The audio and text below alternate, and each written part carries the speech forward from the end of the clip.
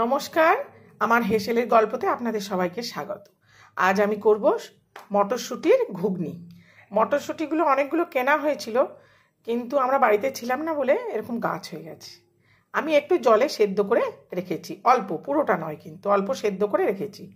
সেদ্ধ আলু, পেঁয়াজ, ধনেপাতা, কাঁচা লঙ্কা আর হলো এই যে টমেটো।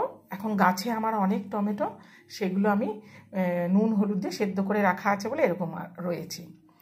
আর রসুন বাটা, আদা, জিরে, ধনে, লঙ্কা আর গোলমরিচ বাটা। আর এখানে আছে জিরে, শুকনো লঙ্কা, তেজপাতা ফোড়নের জন্য। আর নুন হলুদ তো আছেই, এটা আর বলার কথা নয়। ফোড়নটা দিয়ে দেবো, পেঁয়াজটা দিয়ে দেবো।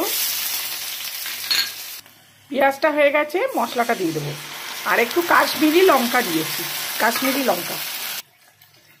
লঙ্কা আপনাদের পছন্দ না হলে দেবেন না, আমরা একটু দিই, কালারটা ভালো আসার জন্য একটু দেওয়া হয়। টমেটোটা দিয়ে দেবো, নুন দেব, হলুদ দেব, চিনি দেব। সব কিছু দিয়ে কষা হয়ে গেছে, এবার সেদ্ধ আলুটা একটু ভেঙে ভেঙে দিয়ে দেবো। আলুটা কষানো হয়ে গেছে, এবার মটরশুঁটিটা দিয়ে দেবো। দেখুন কি সুন্দর কালার হয়েছে। এবারে মটরশুঁটিটা দিয়ে দিচ্ছি। কষানো হয়ে গেছে, এবার গরম জল দেবো।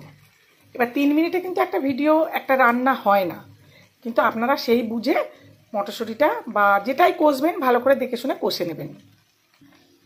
গরম জল, মটরশুঁটির ঘুগনি ফুটছে। এবারে দেবো ধনে পাতা, গরম মশলা, একটু চিলি ফ্লেক্স আর মেথি পাতা। ঘুগনি আমার হয়ে গেছে, এবার একটু ভাজা মশলা দিয়ে দেবো, দিয়ে নামিয়ে নেবো। ঘুগনিটা আমি খাবো তাই একটু সাজিয়ে নিই। পেঁয়াজ, ধনে পাতা, ওপর থেকে একটু ভাজা মশলা, একটু বিট নুন,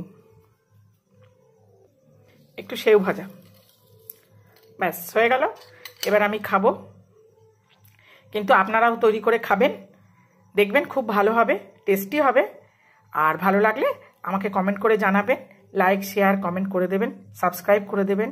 আজ তাহলে আসি, টাটা। সবাই খুব ভালো থাকবেন, সুস্থ থাকবেন।